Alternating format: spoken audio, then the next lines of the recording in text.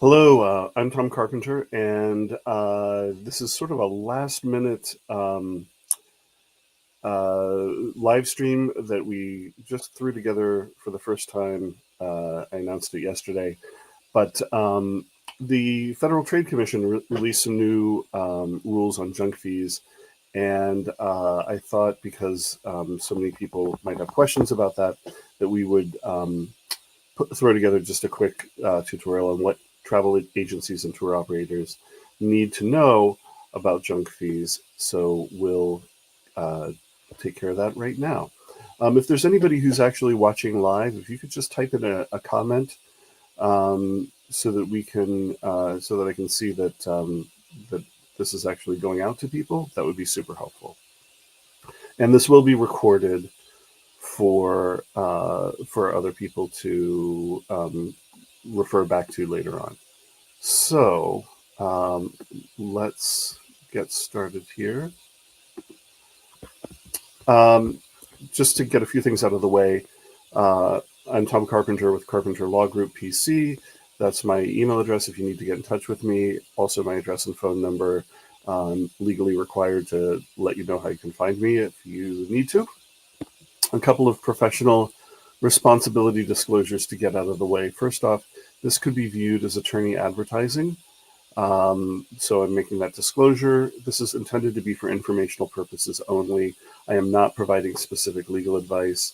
By watching this webinar or participating in the live stream and asking questions and answers, we're not creating any kind of an attorney-client relationship, and prior outcomes don't guarantee future results. Okay. Just a little bit about me. If you don't know who I am, I've been practicing law for quite some time. Most of my clients are in the travel industry as well as the arts, entertainment, and media industries. I have clients all around the country, including travel agencies and tour operators in almost every state. And in addition to my law practice, I also own my own small travel business. So I have a travel agency that's hosted. And so I do the same types of things that you do every day. So just this week, the Federal Trade Commission issued a rule on so-called junk fees. This rule, there's a similar rule in California that applies a little more broadly. This rule essentially requires businesses to disclose the true total price when they display the price of either an event ticket or a hotel room. So the total price needs to include any mandatory fees.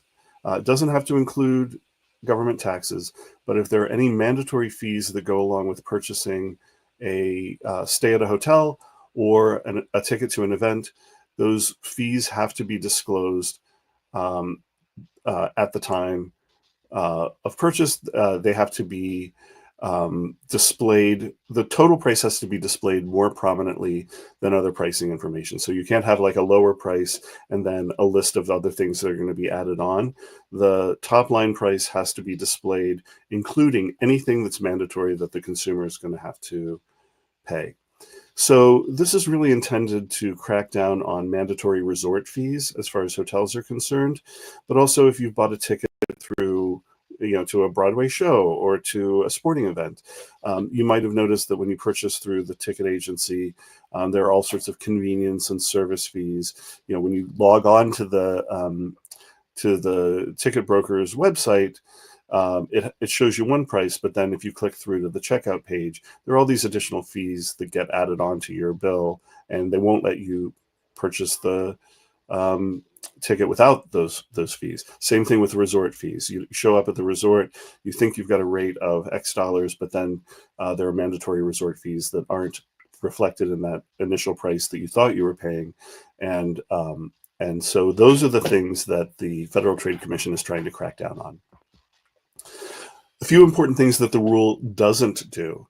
If you are concerned about planning fees for your agency, there is no restriction on you charging service fees or planning fees. Those fees are not unlawful. Resort fees are not unlawful. They just have to be disclosed.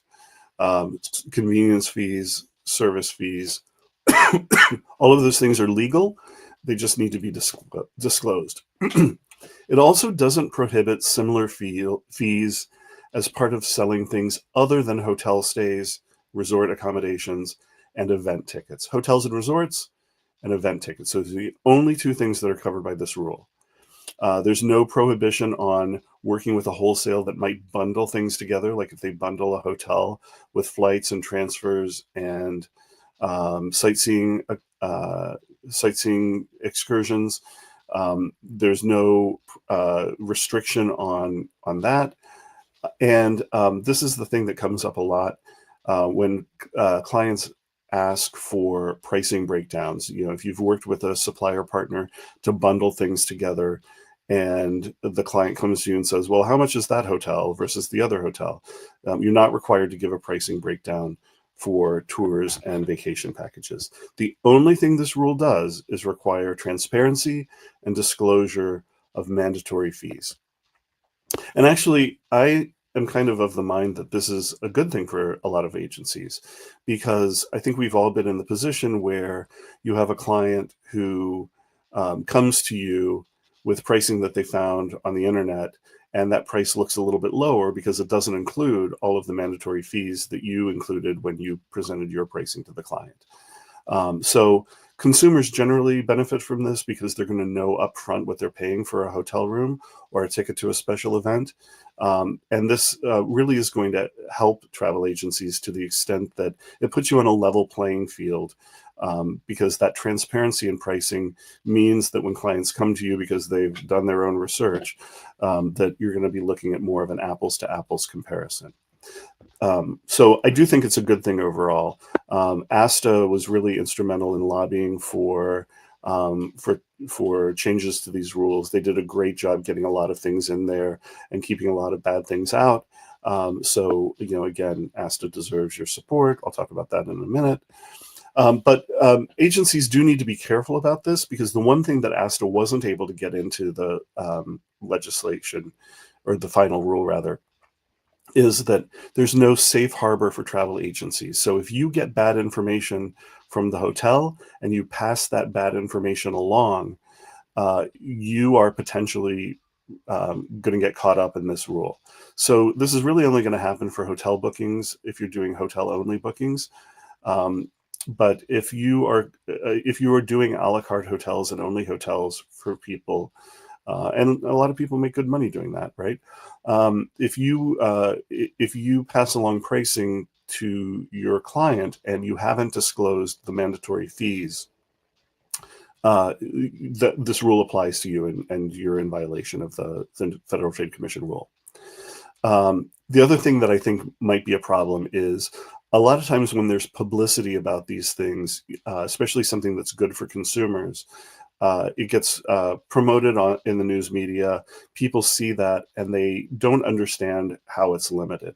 So there may be clients out there that think that this rule applies beyond hotels and event tickets, that it applies to a tour that you've booked for them, or a cruise package, or a package that you put together through wholesalers.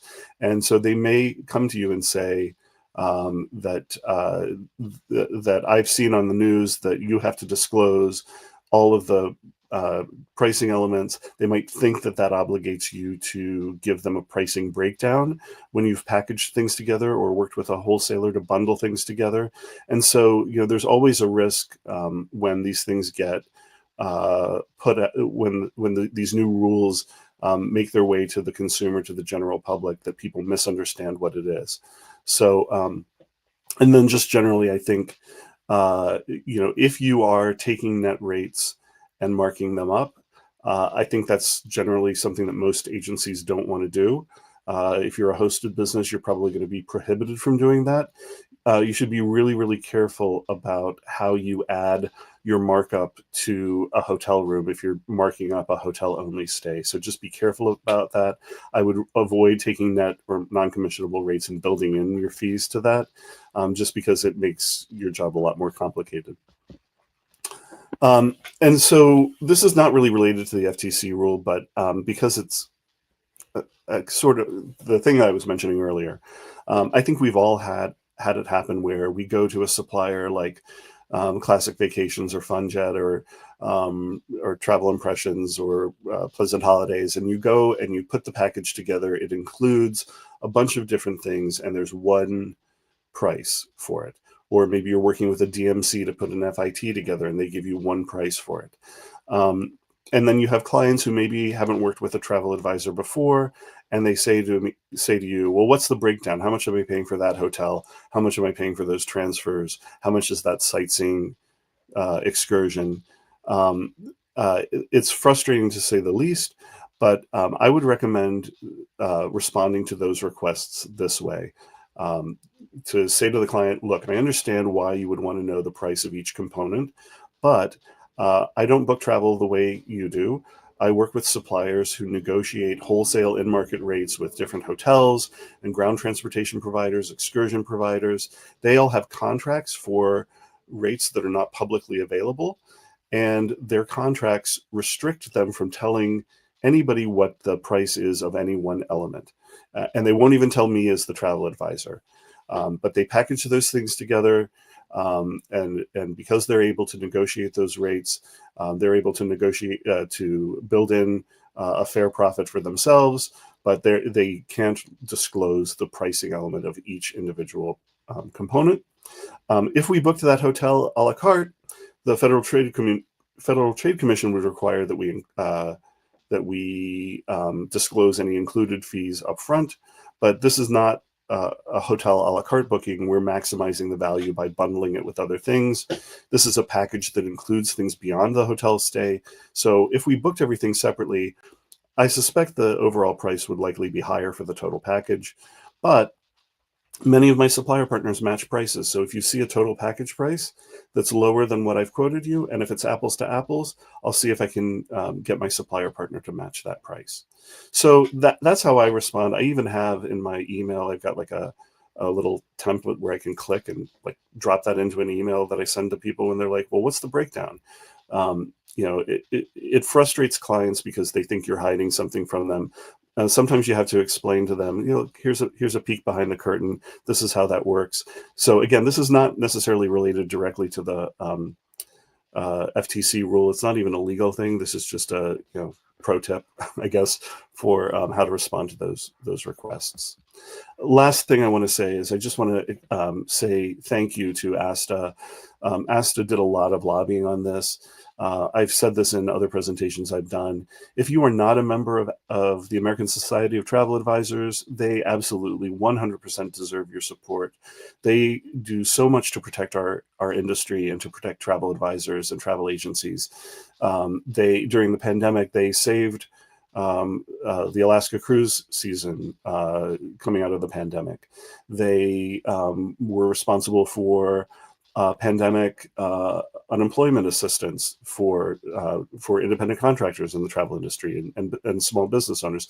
So they just did so much to protect us during the pandemic, and they've continued to do that good work with the airline refund rules and with independent contractor classification and all sorts of other things. They have a remarkably effective legislative and lobbying program. Their government relations team is top notch. I can tell you that because I used to run legislative programs for the organizations I worked with, and ASTA does it better than I ever did. So they deserve your support.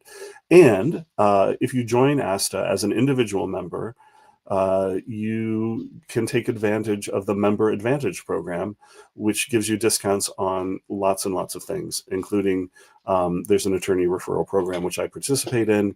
And so my rates are discounted for ASTA members when ASTA members retain me to represent their businesses. So again, this is where you can find me if you need to talk to me. And I'm just going to go and look at the chat to see if there are any questions that we have about any of this. Oh, Helen's on the Norwegian Gem. How are you, Helen? Good to see you. But if anybody has a question, you can put it into the comments or the chat, and I'm happy to explain everything that I can if I know it. I'm not seeing anything, so I'm going to assume that we don't have any questions. So So I guess I'll just end it here. This was a short live stream, just 15 minutes. But if you have questions about the new FTC rules, don't hesitate to reach out. We're happy to help if we can. Thanks so much, and have a great weekend.